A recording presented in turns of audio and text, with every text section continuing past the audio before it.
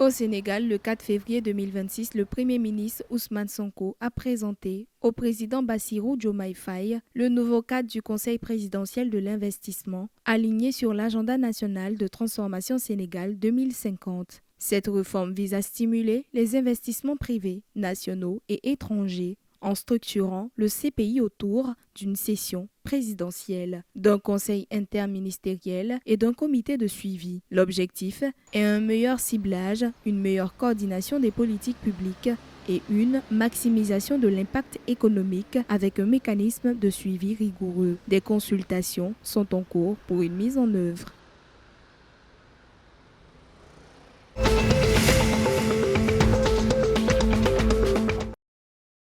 L'Association nationale de l'agriculture biologique du Togo a finalisé l'étape de validation d'un référentiel national pour la production biologique lancé le 3 février 2026. Élaboré depuis 2020 avec plus de 100 producteurs et fermes agroécologiques, il couvre la production végétale et animale ainsi que la gouvernance du secteur. L'objectif est de faciliter la certification, développer l'agroécologie et encourager la consommation des produits biolocaux. Des consultations ont été menées à Lomé, Atakpané, Paliné et Sokodé pour garantir une adoption nationale consensuelle.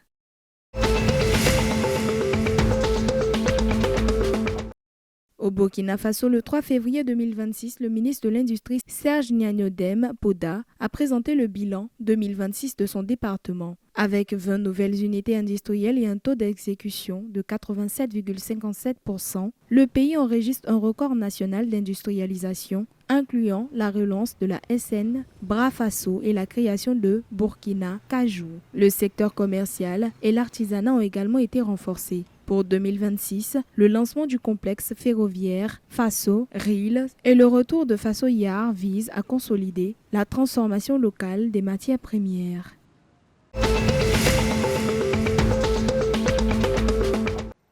Au Mali, la modernisation des routes repose sur la contribution des automobilistes. Le 5 février 2026, le directeur général des impôts, Amadou Fall Dianka, a rappelé que les vignettes ordinaires et la taxe sur les transports routiers doivent être acquittées avant le 31 mars 2026. Ces taxes financent l'entretien et la sécurisation du réseau routier tout en soutenant les projets d'investissement du gouvernement. Les vignettes sont disponibles dans tous les services fiscaux agréés et points de vente autorisés. Le ministère appelle au civisme et à la responsabilité pour contribuer au développement national.